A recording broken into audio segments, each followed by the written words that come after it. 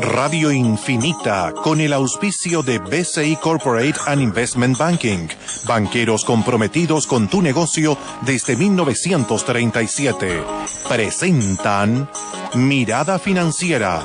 La periodista Paulina Yarur analiza los principales hechos que mueven a los mercados financieros de Chile y el mundo. ¿Cómo están? Bienvenidos. Comienza a esta hora Mirada Financiera, transmitiendo como siempre aquí en Radio Infinita, en este jueves 13 de octubre de 2016. Una fecha muy importante para mi panelista, mi querido Alejandro Alarcón, que hoy está de cumpleaños, así que lo aprovechamos de felicitar por las ondas de Radio Infinita. Gracias, Paulina, muchas gracias. Bueno, la vida se va rápido, hay que aprovecharla. Un año más de experiencia. Muchas gracias, Paulina, muchas gracias. Aquí te celebramos como siempre, Alejandro. 1.000.000 de gracias por habernos cambiado el día, que estuvieras justo en el día de tu cumpleaños aquí con nosotros, pasándolo con nosotros. Gracias. Vamos a hablar de hartos temas. Hoy fue también la conferencia internacional del BCI sobre geopolítica. La verdad que se centró en el tema geopolítica. También estuvo el presidente del Banco Central, Rodrigo Vergara, un analista internacional, Marvin Sommers. Sorin, eso es. Sobin. Y quizás la última presentación en público. Exactamente. Del presidente del Banco Central. Por eso había tanta expectativa de los medios. Además, no solo eso, porque él podría quedarse consejero, pero les puedo adelantar que no se va a quedar. Uy. O sea, se va del consejo el 9 de diciembre. Mira, sí. Fuentes muy cercanas. Fuentes bien informadas, sí. Bueno, vamos a estar de eso y la verdad que vamos a estar comentando también lo que sucede a nivel global.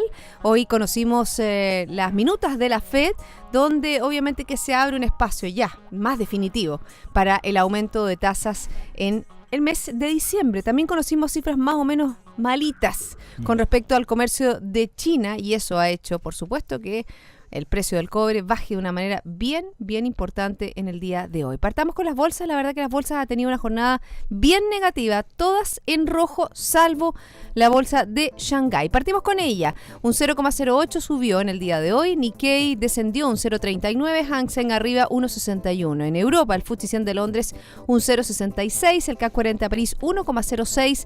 DAX alemán 1,04. IBEX 35 de España 0,90. Todas las plazas en rojo. Y Estados Unidos también está bajando a esta hora un 0,44, lo hace el Dow Jones, el Standard & Poor's también desciende un 0,59 y Nasdaq un 0,56. En Santiago el IPSA está descendiendo un 0,07 y el ISPA también baja un 0,09. Como les comentaba, el cobre se desplomó hoy día en la Bolsa de Metales de Londres, un 1,05 bajó, llegando a $2.15. La verdad que hoy se conocieron datos bien decepcionantes de datos comerciales de China, los cuales cayeron un 26% en septiembre por la baja demanda mundial. Vamos a estar hablando de ese tema. ¿Qué pasó con el dólar? Tuvo un alza bien importante, 4.40 pesos respecto al cierre de ayer, terminando en 671,20 comprador y 671,5 comprador. Recuerden ustedes que nos pueden escuchar online en www. Subiendo hasta ahora un poquito. Está llegando a los 6.72. ¿Sí? Sí, lo estoy viendo en línea yo, por eso que ese es un dato unos minutos atrás. Exactamente. Entonces la tendencia está subiendo un poquito. Pero ya cierra a las 2 de la tarde el pero después dólar. sigue el mercado. El futuro. Sí. O sea, obviamente que abriría mañana a la alza. A los inversionistas es malo por las bolsas, pero por el dólar es bueno porque las inversiones, tú sabes, Paulina, se hacen en moneda extranjera. Exactamente. Nos puedes seguir en www.infinita.cl y también a través de nuestro Twitter. ¿Por dónde partimos? Partimos por el ámbito internacional y luego comentamos lo que tiene que ver con el mercado local. Partimos con China, ¿te parece? Sí. Porque China, la balanza comercial de septiembre muestra un superávit de 49 billones de dólares. O sea, 41 mil millones. Son 41 mil millones de dólares. Exacto. Menor a las estimaciones del mercado y por debajo de los 60 mil millones del mismo mes de 2015. Es ahí la comparación. Este resultado se debe a una pronunciada caída en un 10% en las exportaciones, una disminución por supuesto que mayor a la estimada y una inesperada caída de un 1,9% en las importaciones. ¿Qué pasa con estos datos? Por supuesto que ponen en duda sobre una posible recuperación de la demanda interna, ya que los volúmenes de importaciones de materias primas también disminuyeron de manera generalizada, a excepción del petróleo, donde se ha observado un aumento de las reservas estratégicas. Bueno, eso con respecto a China. China está, ha ido incrementándose la incertidumbre respecto de la evolución económica de China. Esta cifra viene a confirmar que el ciclo económico en China sigue a la baja. Con todo, el Fondo Monetario Internacional la semana pasada le dio una trayectoria razonable a China por arriba del 6% de crecimiento. Pero está surgiendo un tema que hoy día lo acabo de leer en el Financial Times, que es en torno a Xi Jinping, algo que comentamos hace mucho tiempo acá en la radio, a raíz del verdadero culto que está tratando de crear Xi Jinping en torno a su persona. El Economist ya lo había destacado hace por lo menos unos 4 o 5 meses atrás. Y mucha resistencia que está apareciendo en el partido. ¿Cómo se verifica eso? Ya él está buscando una reelección. Él tiene hasta el año 2021 su periodo, pero él quiere quedarse más. Y eso había sido cambiado desde la época que estuvo Mao Zedong. Mao Zedong, como sabemos, estuvo en la revolución del año 49 del siglo pasado, y finalmente cuando se enfermó fue sucedido por Deng Xiaoping, ¿no es cierto?, del año 76, y hasta el 79 que no se consolidó Deng Xiaoping, la economía china no cambió su trayectoria, su manera de organizarse. Pero esto de Xi Jinping yo lo vengo escuchando ya cuando hay un editorial completo dedicado al culto, al personalismo de Xi Jinping. Desde el punto de vista económico es muy malo, porque los inversionistas extranjeros y en general la gente, su integración con el mundo empieza a ponerse en duda. Los personalismos en política nunca han sido buenos. Siempre los personalismos terminan mal en política. Las mayores tragedias del siglo XX, por ejemplo la Segunda Guerra Mundial, sucedieron por las figuras que se elevaron con protagonismo personalista, como Adolf Hitler, ¿no es cierto? Y hubo otras, Mussolini, etcétera. Entonces yo creo que eso es malo para China, es malo, ya lo están leyendo los mercados, y hoy día más encima hemos tenido una mala noticia económica, con la caída sobre todo de las exportaciones del 10%, porque el mundo está plano, eso es lo que Lawrence Summers, el gran economista norteamericano, ha llamado el estancamiento secular, que otros lo han leído como el estancamiento global, que es lo mismo que nos pasa a nosotros. Por otras razones tal vez, pero el Fondo Monetario Internacional la semana pasada destacó las dos razones que hacían las dos escenarios de mayor riesgo. Uno, el Brexit, sin duda.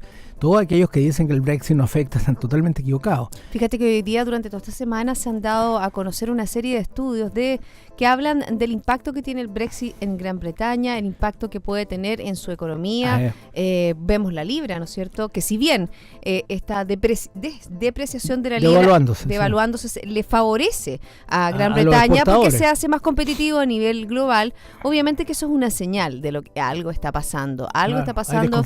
Hay desconfianza. Hay un efecto que uno siempre tiene que tener en cuenta, porque es cierto lo que dices tú, Paulina, la devaluación siempre mejora la competitividad de los exportadores, pero desde el punto de vista de los flujos de capitales los desalienta. Cuando hay expectativas de devaluación, los flujos tienden a salir de los países. Y la expectativa de revaluación entra en los capitales, la expectativa de devaluación sale los capitales. Entonces, y claramente lo que dice, es una señal de inestabilidad financiera. Y hoy día apareció otra noticia que estaba escondidita respecto al Brexit, porque apareció que el Reino Unido va a tener que pagar una especie de multa, es la multa de divorcio que le llaman, y son billones de dólares más otras deudas pendientes que tiene con la Unión Europea.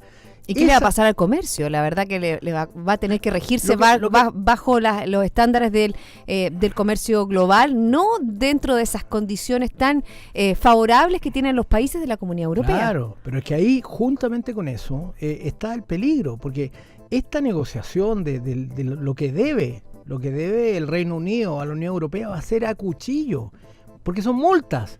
Y son platas pendientes, entonces eso va a repercutir en el plano político y ciertamente eso va a endurecer la posición de los países de la Unión Europea para llegar a cualquier acuerdo con Inglaterra. Vienen días malos para Inglaterra, se los tengo que decir. Bueno, dentro de los riesgos que enumeró hoy día en la conferencia que fuimos los dos, la conferencia anual BCI Geopolítica y Economía Global, enfrentando tiempos complejos, bastante locuaz el nombre, y tanto el presidente del Banco Central, Rodrigo Vergara, en su exposición habló sobre los riesgos que tiene internacionales para la economía global y habló de lo que está pasando en Europa, habló del Brexit. También lo hizo Marvin Sonis, él es experto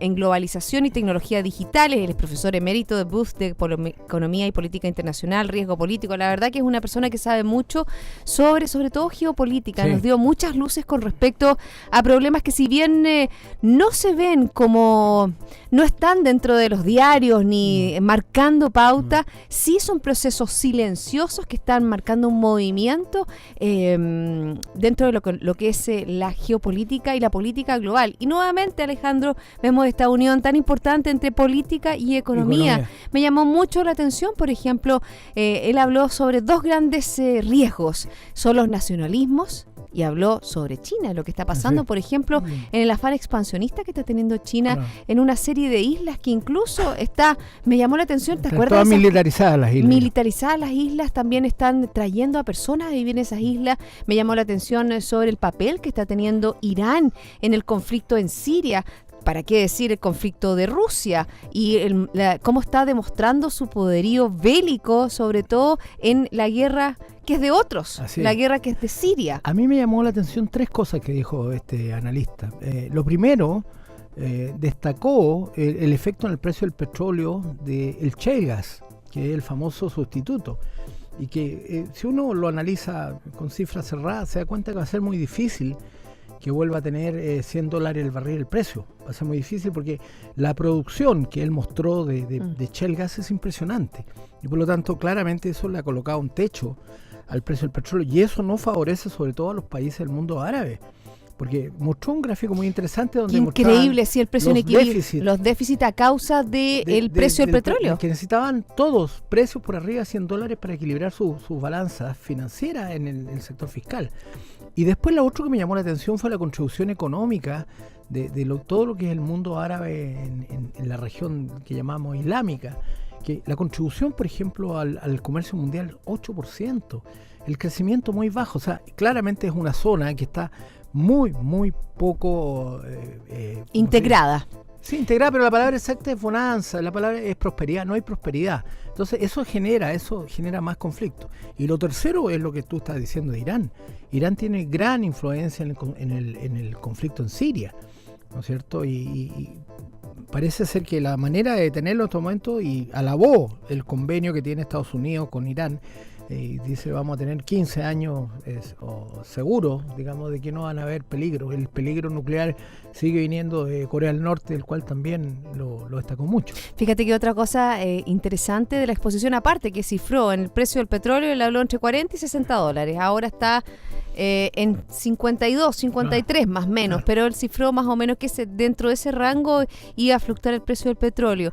Y la otra cosa interesante que también tiene que ver con geopolítica es por ejemplo, cómo los distintos países, estoy hablando de los países de la OPEP, habló específicamente del acuerdo que firmamos, que nosotros le hemos transmitido aquí en este programa. Hemos conversado sobre que se limitó la producción, ¿te acuerdas? Se limitó la producción y eso ha hecho que vaya en alza el precio del petróleo.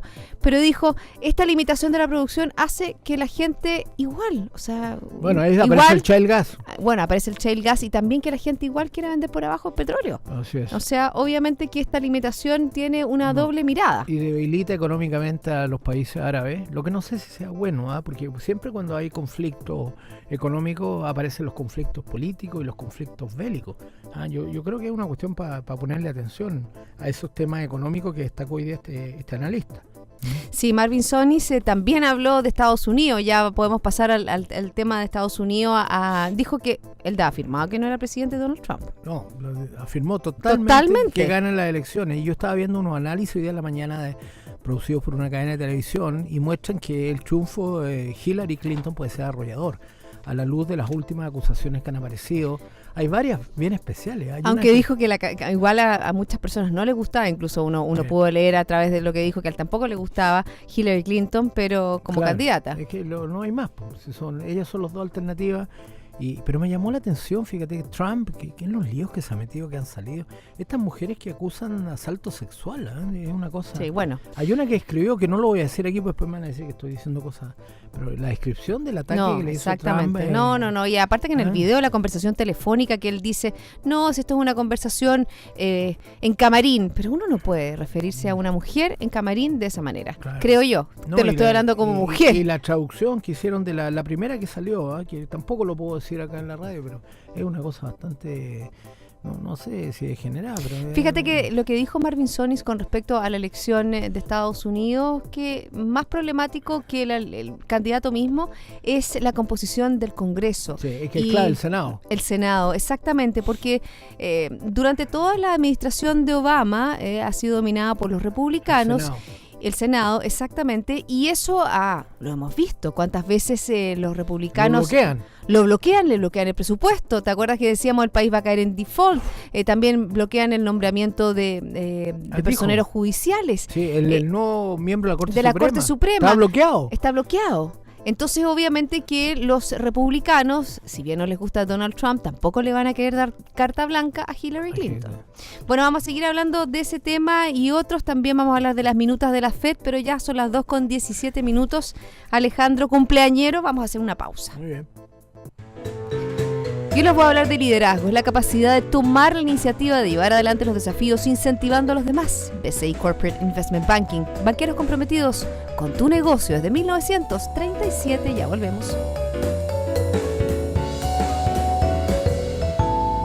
Las águilas tienen 1 millón de células sensibles a la luz por cada milímetro cuadrado de retina. Esto es 5 veces más que los humanos. Eso es visión. En BCI Corporate Investment Banking somos diferentes y eso está en nuestra naturaleza. Por eso llevamos casi 80 años junto a nuestros clientes demostrando nuestra visión. BCI Corporate Investment Banking. Banqueros comprometidos con tu negocio desde 1937. Banco BCI es agente comercializador de cuotas de fondos administrados por BCI Asset Management. Infórmese sobre la garantía estatal de los depósitos en su banco o en www.sbif.cl. Antes de contratar, informes en www.bci.cl.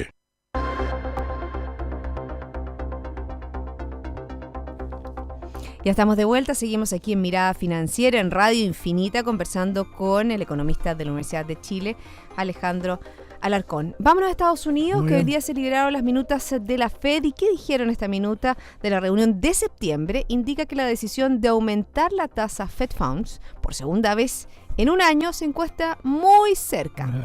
Esa es la conclusión. ¿Y por qué llegan a esa conclusión? Porque varios miembros que votaron por mantener la tasa sin cambios en la reunión de septiembre mencionaron que la decisión fue cerrada y que si la economía continúa con el actual camino sería necesario subir el rango de la tasa relativamente pronto. Sí, se discutió también el efecto de mantener las tasas bajas por un mayor tiempo sobre el mercado laboral y la inflación. Yo fíjate que hasta el presidente del Banco Central de Chile dio una señal sobre eso cuando hizo su exposición. Sí. Porque él se refirió a que había una cierta tendencia a sobrevalorar activos en el mundo.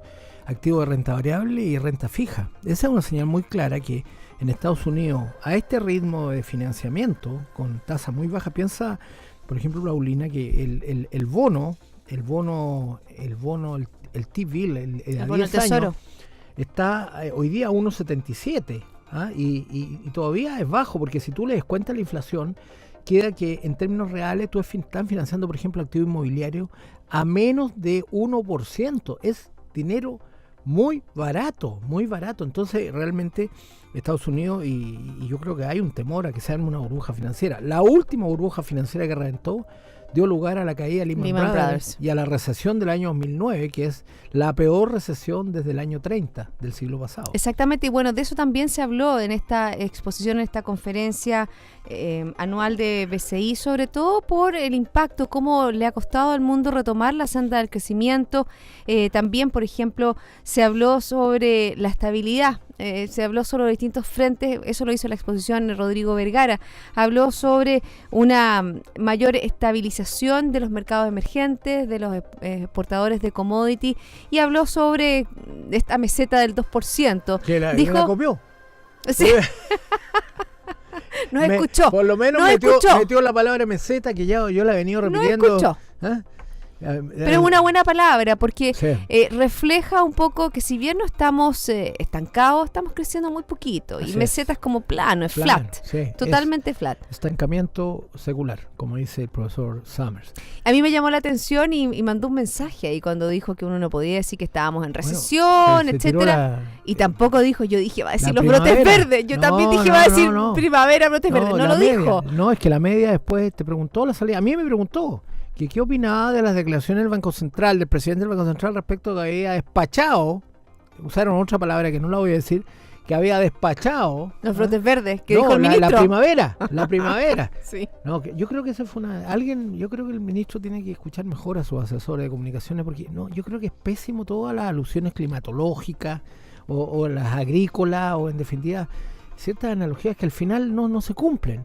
Y después que dijo el subsecretario Alejandro Mico, mi amigo, le mando saludos desde aquí, aunque se enoje, mi amigo Mico dijo lo de los brotes verdes, y cómo le han sacado los brotes verdes. Y ahora con la primavera, con los nubarrones que hay, pucha, es mejor no decir nada. Y nos va a llover el sábado en la región metropolitana. Hablar de la trayectoria de la economía. Bueno, y precisamente eso fue lo que habló el presidente del Banco Central. Habló sobre la trayectoria de la economía, habló sobre la trayectoria del empleo. Y fíjate que en la trayectoria del empleo dijo algo bien interesante, que el empleo asalariado crece 0%, y eso refleja el 70% del empleo total. Lo que sí ha crecido, y por eso que el empleo se ha mantenido, empleó la palabra resiliente, en forma bastante resiliente, bajo, no dando relación al momentum que estamos en cuanto a crecimiento. El empleo se ha mantenido por cuenta propia. Es el que cuenta propia, que sube a tasas.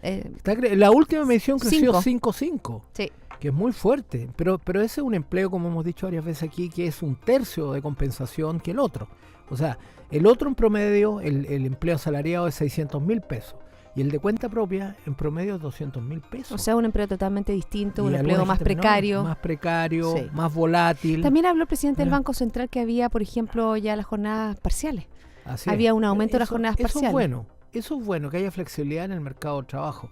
Cuando las jornadas parciales no son elegidas por la gente, es malo, porque significa que se está precarizando el empleo. Y dijo que el Banco Central también iba a ser más flexible. Sí, ahí tiene un mensaje. Es ideal. Yo creo que yo soy partidario que haya más flexibilidad, que las mujeres puedan trabajar en la casa, que puedan trabajar en media jornada.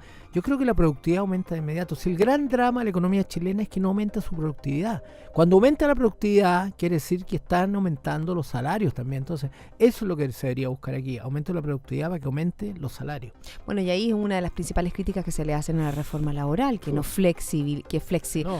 totalmente contrario. O sea, totalmente a flexibilizar la economía, a darle más herramientas a las personas para que trabajen, como dices tú, a lo mejor de sus casas, a lo mejor en tiempos parciales, en horarios parciales. Hay gente que fines de semana.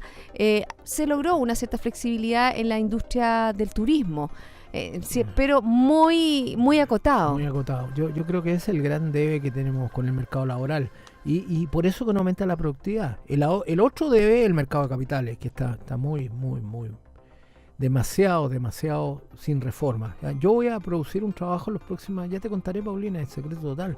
Estoy trabajando en mi second field, en mi segundo campo. El primero es la macroeconomía, el segundo son las regulaciones.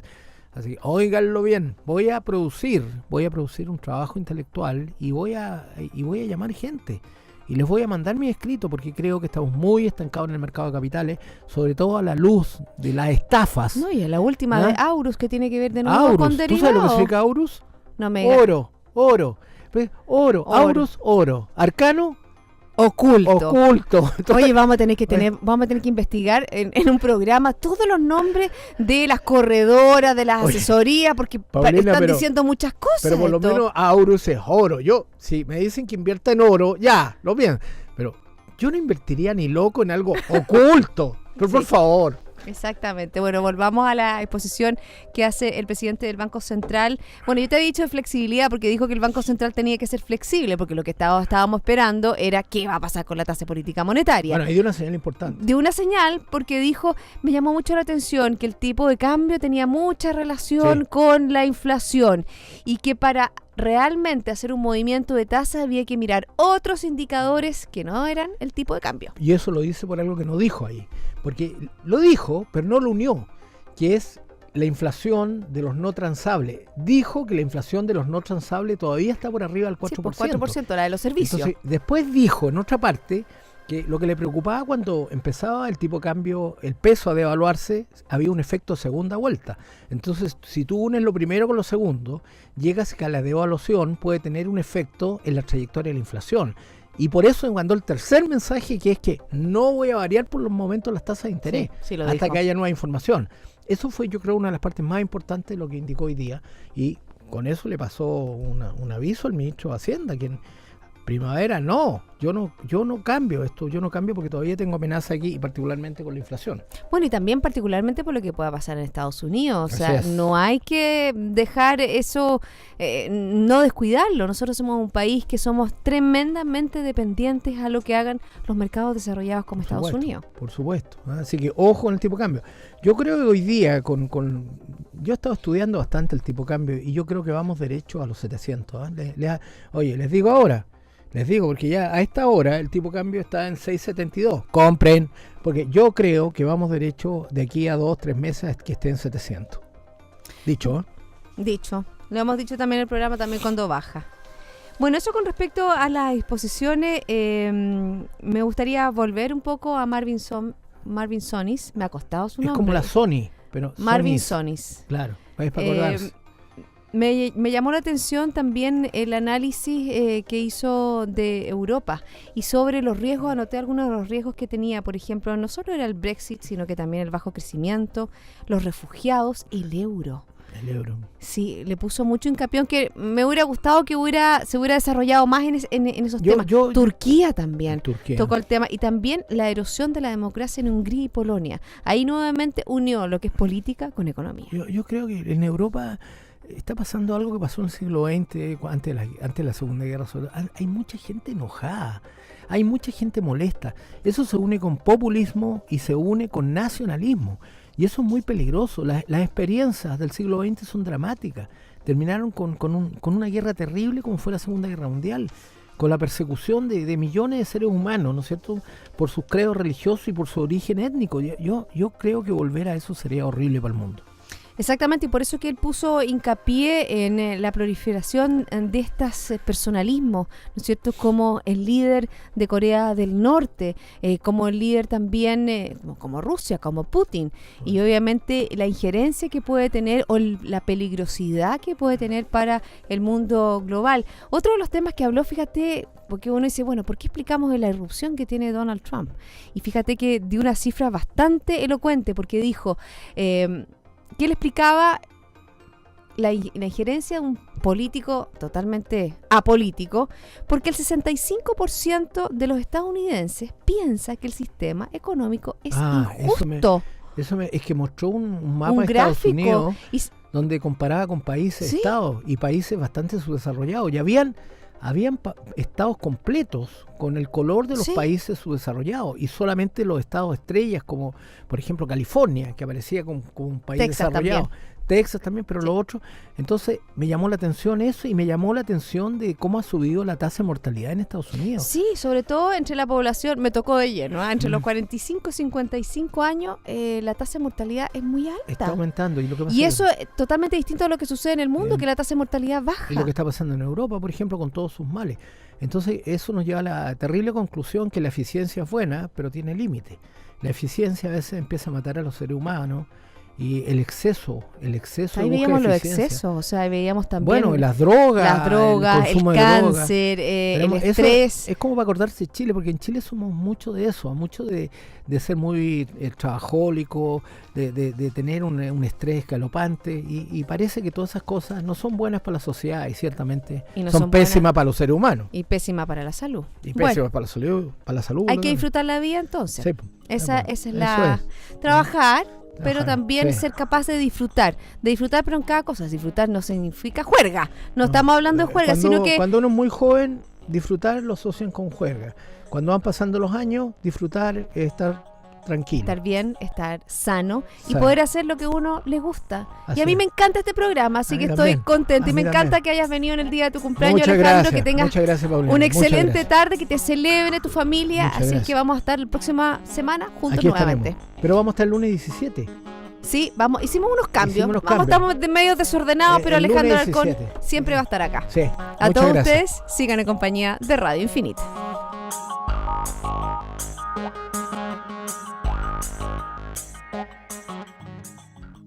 Esto fue Mirada Financiera con el auspicio de BCI Corporate and Investment Banking. Banqueros comprometidos con tu negocio desde 1937. Radio Infinita con el auspicio de BCI Corporate and Investment Banking. Banqueros comprometidos con tu negocio desde 1937 presentan Mirada Financiera. La periodista Paulina Yarur analiza los principales hechos que mueven a los mercados financieros de Chile y el mundo. ¿Cómo están? Bienvenidos. Comienza esta hora Mirada Financiera aquí en Radio Infinita en este lunes 16 de octubre de 2016. 17 de octubre, ¿no? ¿Dije 16 o 17? No lo sé, ya no lo sé. Le pregunto a mi panelista del día de hoy, mi entrevistado Gonzalo Sangüesa, economista y socio de Consul. ¿Era 16 o 17? Ya me confundiste, Paulina. ¿Cómo estás? Muy bien, gracias por invitarme. Vamos a estar hablando de una semana marcada por las reuniones en bancos centrales. Vi una foto, dije, ¿cómo hiciste? Si hace algunos instantes estabas ahí sentado en el grupo de política monetaria. Funciona la teletransportación y aquí estás conmigo en la radio, vamos a comentar eso y mucho más. También hay noticias con respecto a Stanley Fischer de la FED que habló y también tenemos noticias relativas a lo que va a ser la reunión del Banco Central Europeo. Pero antes, ¿te parece, Gonzalo? Los indicadores. Me parece. Nos vamos al Asia, el Nikkei avanzó en el día de hoy un 0.26, el Hang Seng abajo un 0.84, Shanghái un 0.85 abajo también. También en Europa, las plazas a la baja en el día de hoy, FTSE 100 0.94, CAC 40 de París 0.46, DAX alemán 0.73, IBEX 35 de España 0.31. Estados Unidos también cae, el Dow Jones un 0.23, Standard & Poor's 0.21, Nasdaq 0.13. Y Santiago está subiendo, el IPSA un 0.28% y el ISPA también aumenta un 0.26%. ¿Cómo terminó el metal rojo en el día de hoy? Una baja muy marginal, un 0,02 en $2.11.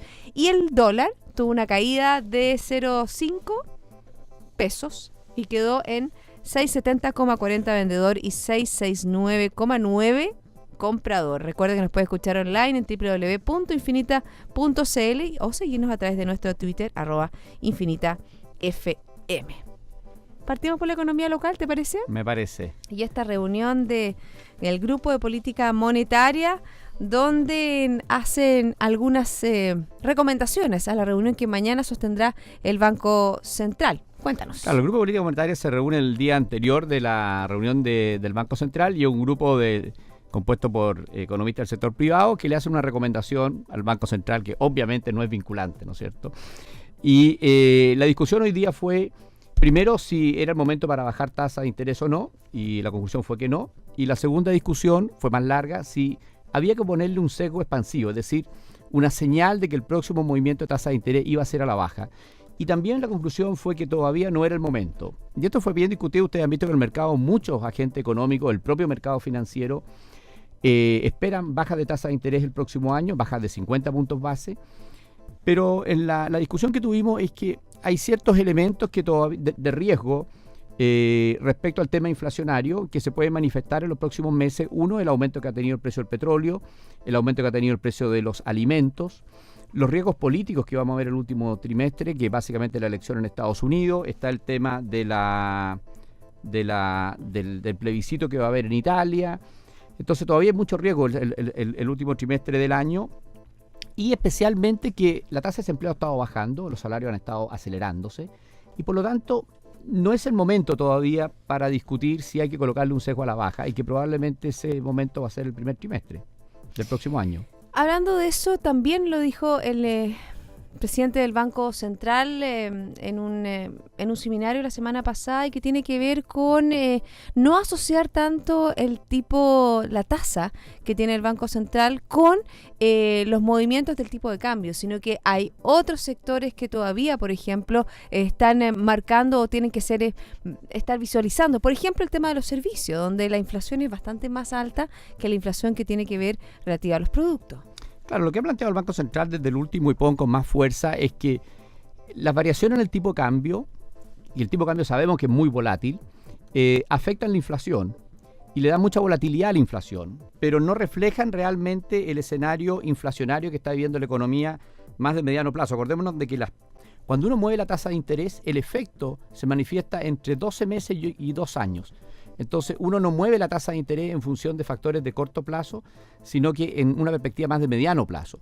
Y por lo tanto, si el tipo de cambio se aprecia, uno puede tener una caída en la inflación, pero esa es una caída transitoria.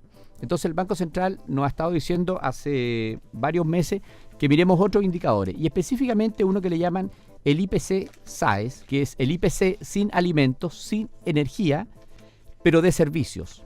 Entonces, un subgrupo del IPC, y ese sería el indicador que el Banco Central lo quiere ver más cercano al 3% antes de marcar con más claridad hacia dónde mover la tasa de interés. Y también lo que quiere mirar con mayor atención es lo que va a ser, parece que en diciembre próximo, la Reserva Federal y el movimiento de tasas. Yo creo que eso es muy importante como órgano rector de nuestra economía también. Sí, pero mira, hoy día las probabilidades son bastante altas de que la Reserva Federal suba la tasa a 25 puntos base en diciembre. Así que yo creo que cualquier escenario que hagamos en el sector privado o que se haga en el Banco Central respecto a la tasa de interés en Chile, considera que la tasa de interés va a subir 25 puntos base en diciembre. Tú hablaste que el efecto que puede tener la tasa de política, la tasa de interés en una economía se ve más o menos en el largo plazo, es decir, en 6, 12 meses. Te voy a poner la pregunta que tiene que ver con el crecimiento y el posible efecto que pueda tener una tasa de política monetaria. Al igual que en otros países, la tasa de política monetaria es un poco inerte si no se hacen cambios estructurales. Bueno, es que hay dos efectos. El crecimiento de la economía depende de los factores de oferta. Depende de la productividad, depende de la inversión, depende del crecimiento de la fuerza de trabajo. Y eso el Banco Central no influye en esos factores. Y eso es lo que llamamos nuestro crecimiento potencial, nuestro crecimiento de tendencia. O sea, cuánto es lo que podemos crecer. Pero en el corto plazo podríamos estar creciendo bajo nuestra capacidad.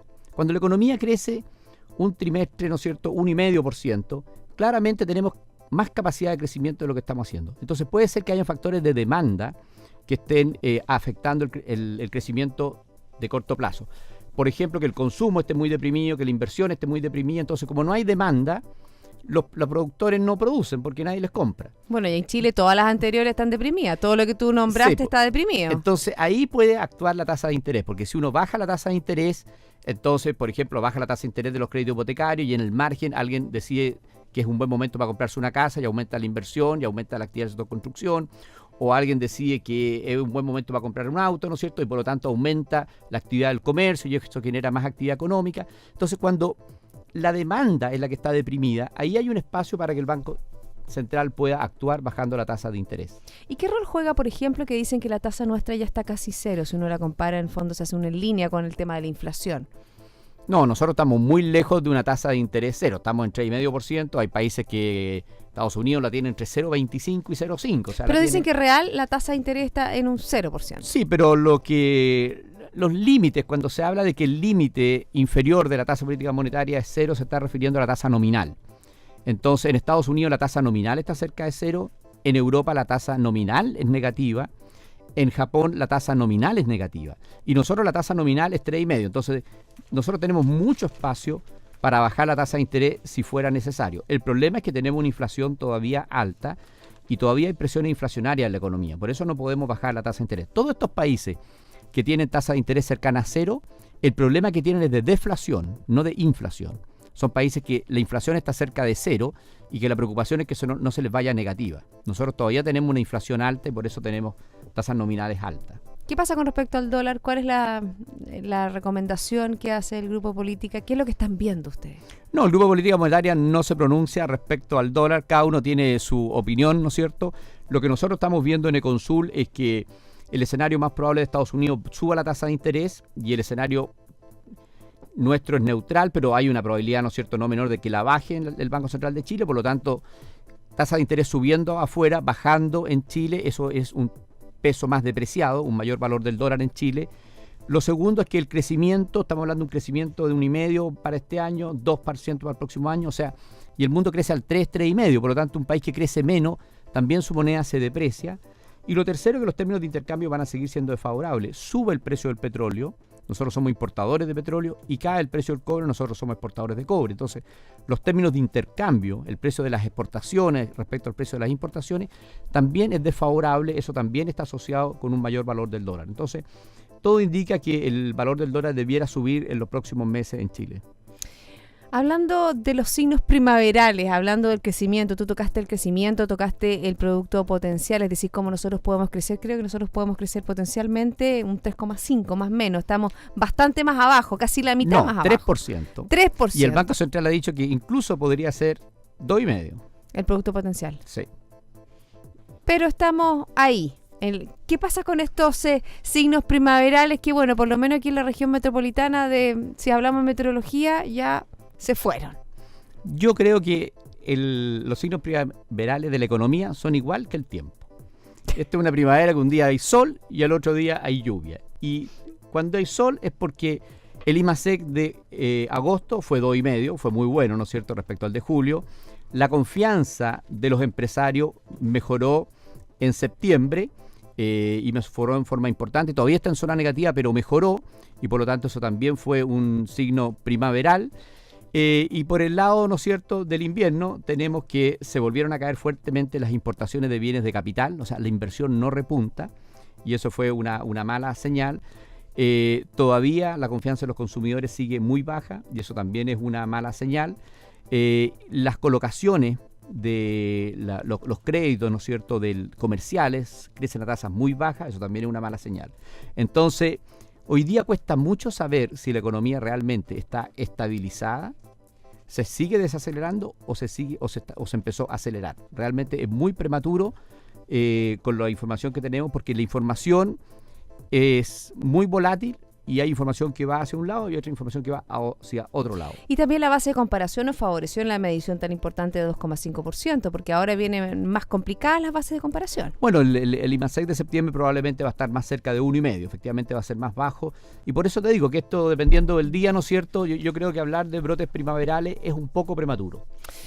Bueno, y también tú hablaste de los créditos y hoy salió una noticia que tiene que ver con eso, porque la demanda de créditos en Chile moderó su debilitamiento en el tercer trimestre, mientras que las condiciones en la oferta de préstamos se mantuvieron restrictivas en casi todos los segmentos, mostró este lunes un sondeo que hace el Banco Central.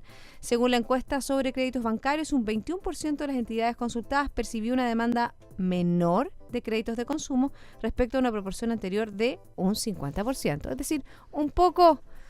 Igual, si tú miras por el lado de la demanda de crédito, se ve mejor, pero la oferta de crédito, que es muy importante, porque al final, para que se concrete la compra de una casa, el cambio de un automóvil, una nueva inversión, necesitamos que haya más oferta de crédito.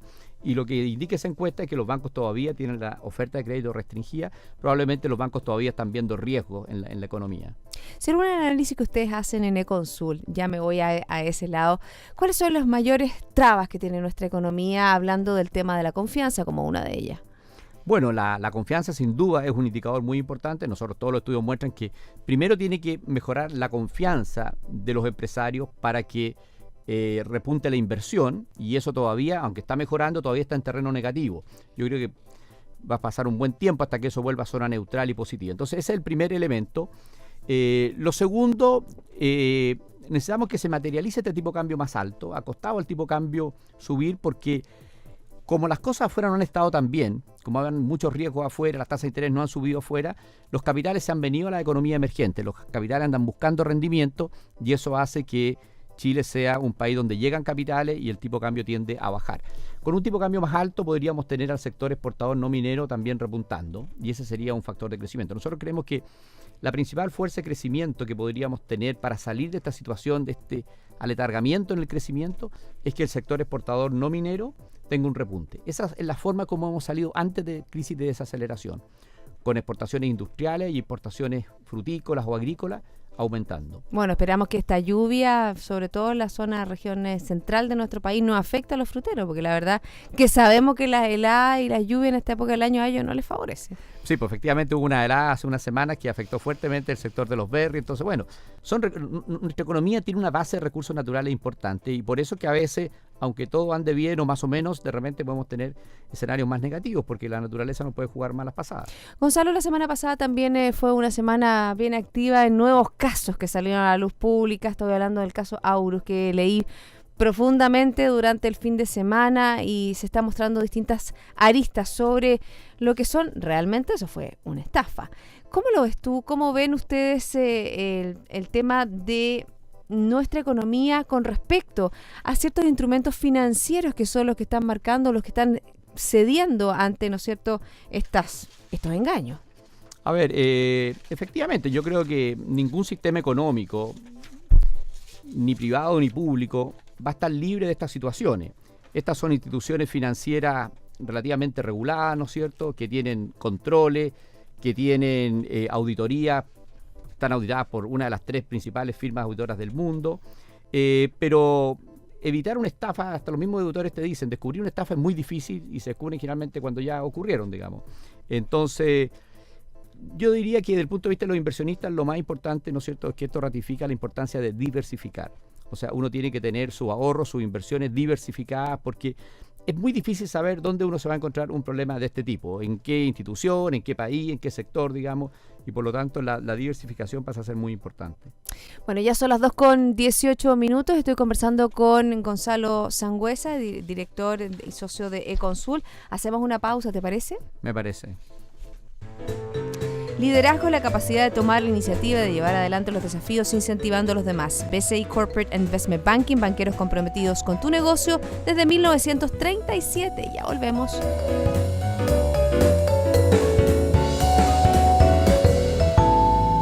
El rugido de un león puede escucharse a más de 8 kilómetros de distancia. Eso es liderazgo. En BCI Corporate Investment Banking somos diferentes y eso está en nuestra naturaleza. Por eso llevamos casi 80 años junto a nuestros clientes, demostrando nuestro liderazgo. BCI Corporate Investment Banking. Banqueros comprometidos con tu negocio desde 1937. Banco BCI es agente comercializador de cuotas de fondos administrados por BCI Asset Management. Infórmese sobre la garantía estatal de los depósitos en su banco o en www.sbif.cl. Antes de contratar, informes en www.bci.cl.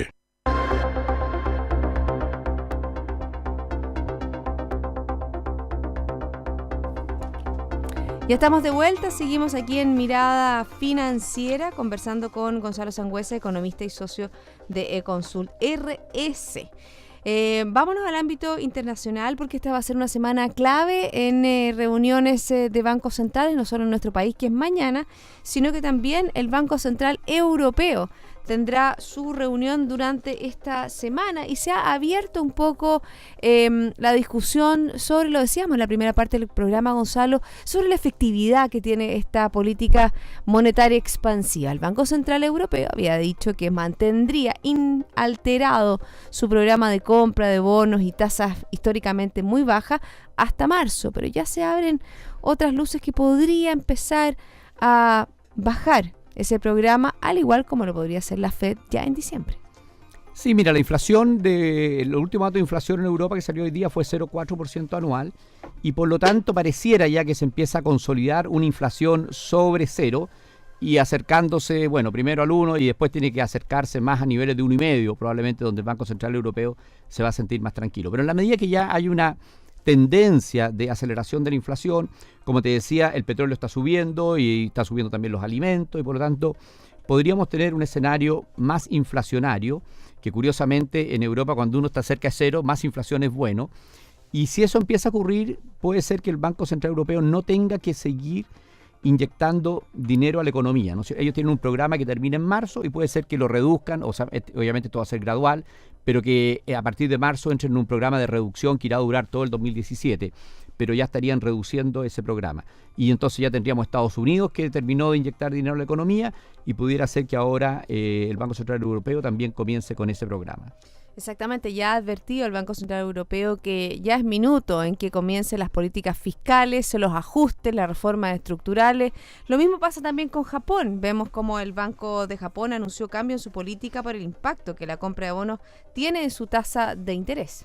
Sí, pero Japón lo que hizo es al revés, hizo una política más expansiva porque no solamente tiene una tasa de interés de corto plazo negativa, sino que además planteó que busca una inflación más allá del 2%, quiere que la gente se forme expectativas inflacionarias de 2,5% o 3% y está dispuesto a inyectar dinero para eso. Y también planteó un objetivo para la tasa a 10 años. Quiere que la tasa de 10 años, el bono a 10 años, esté en torno a cero. Entonces lo que está haciendo Japón es una política monetaria mucho más agresiva porque, al contrario de Europa, que Europa está creciendo a tasas de 1,5%, entre 1,5% y 2% en los países, en Japón el crecimiento es bastante más anémico, en torno al 0,5%. Entonces Japón todavía está preocupado de ganar la batalla del crecimiento. Y no ha podido con esa deflación. Trataron de inyectar inflación, pero la verdad que le ha resultado muy complejo. Pero también Shinzo Abe sabe que si no se hacen las reformas estructurales que tiene que hacer en la sociedad japonesa, una política expansiva súper grande tampoco va a calar hondo. No, la verdad es que todos los esfuerzos que han hecho, por ejemplo, para devaluar el yen, no han surtido efecto. Y el yen sigue, ¿no es cierto?, apreciado porque los japoneses tienen muchas inversiones afuera y cuando hay volatilidad en los mercados internacionales, y hemos tenido volatilidad cuando hay incertidumbre, lo que ellos hacen es que vuelven con sus capitales a Japón y aprecian la moneda. Entonces, a pesar de todo lo que anuncian de que las tasas de interés van a seguir bajas por mucho tiempo, igual los japoneses se llevan sus capitales de vuelta a Japón, aunque ganen cero o negativo, y eso aprecia la moneda. Y lo que ha buscado el Banco Central y el gobierno es una moneda más depreciada, porque Japón tiene un sector exportador bien importante, pero con este tipo de cambio le cuesta mucho competir. Entonces ha sido difícil para Japón lograr generar algún mecanismo de crecimiento más estable. ¿Te preocupa China? Bueno, China nos preocupa hace 10 años. ¿Que nos preocupa China? Exactamente. Yo estuve trabajando con el gobierno chino el año 2000 y ya uno veía algunos desequilibrios importantes en el sector financiero. Después eso se trabajó entre el año 2000 y 2003, pero de nuevo después vino un ciclo muy importante, sobre todo después de la crisis del 2008-2009, de crecimiento en el crédito. Y sabemos que en la economía china hay muchas pérdidas en el sistema financiero y rezamos para que el gobierno sepa administrar esas pérdidas sin una crisis financiera. Pocos países en el mundo han logrado superar el problema que tiene China sin una recesión entre medio. Hasta ahora China no lo ha logrado, digamos, pero no sabemos si eso va a ser o no posible en el futuro. Lo que pasa es que también en China, a diferencia de otras economías, prácticamente todo es de dominio público. Vemos que los bancos más importantes son del Estado, las empresas todavía son del Estado. Se ha hecho un esfuerzo, por ejemplo, en abrir, por ejemplo, como la bolsa de Shanghái, más apertura a compañías que no tengan esta índole tan estatal. Pero la verdad que vemos cómo el Estado es el gran precursor de la economía. Vemos como hay una inyección en estos últimos meses de influencia fiscal en la economía china al ver que no estaba creciendo, que no se estaba desarrollando como ellos estaban esperando para lograr este superior 6% de crecimiento que habían impuesto las autoridades políticas. Sí, pero el pequeño detalle es que toda la plata que mueven los bancos y que le prestan a las empresas y que mueven las empresas y que circula en la economía, todo es ahorro de los hogares chinos. O sea, los que ahorran no es el gobierno, son las familias chinas. Y las familias chinas básicamente depositan en los bancos. Y esa es la plata que los bancos le prestan a las empresas. Entonces, si hay una pérdida en el sistema financiero, hasta ahora eventualmente en otros países ocurren, ¿no es cierto?, corridas bancarias. Y eso es lo que gatilla una crisis financiera. Hasta ahora eso no ha ocurrido en China, porque cuando han habido pérdidas, el gobierno asume esas pérdidas. Entonces, mientras tanto, el gobierno ha ido aumentando su deuda pública porque ha ido absorbiendo parte de las pérdidas del sistema financiero. Sí, creo que supera esta deuda 200% del producto. Claro, o sea, el crédito, todos los créditos del sistema financiero medido respecto al PIB es 2,5 veces el tamaño de la economía. Por ejemplo, en Chile eso es 1,5 veces. Y Chile es un país más desarrollado que China y tiene menos deuda. Entonces, es un sistema muy endeudado. Ahora, ¿cuáles son las razones en las que uno cree para pensar que no va a haber una crisis financiera? Primero, el gobierno chino todavía tiene capacidad de endeudarse más. Entonces, el gobierno podría emitir deuda y sacar la deuda mala de los bancos. Lo que se llama crear un banco malo, bad bank, le dicen en inglés, ¿no es cierto? En que tú pasas toda la cartera mala de los bancos a este banco y el gobierno te pone un activo bueno. Un poco lo que hizo el gobierno de Chile el año 82, 83, cuando los bancos le pasaron su cartera mala al Banco Central y el Banco Central le pasó un bono. La crisis de la deuda subordinada. Es que está tan de moda ahora. Exactamente, porque el Banco de Chile no lo dejaron terminar de pagar esa deuda. Sí, no lo dejaron, es un poquito... No se le autorizó, pongámoslo así. No se autorizó. Sí, ya podemos hablar de eso. Entonces, primero, el gobierno puede tener más deuda. Segundo, no hay deuda externa importante. Los países que lo han pasado mal con esa crisis financiera es porque los de afuera le habían decidido que apágueme. En China la deuda externa es poco. Y lo tercero es que no hay problema de coordinación política. El gobierno chino quiere hacer algo y lo hace. Entonces, China tiene más elementos para manejar una crisis financiera y lo ha estado manejando hasta ahora.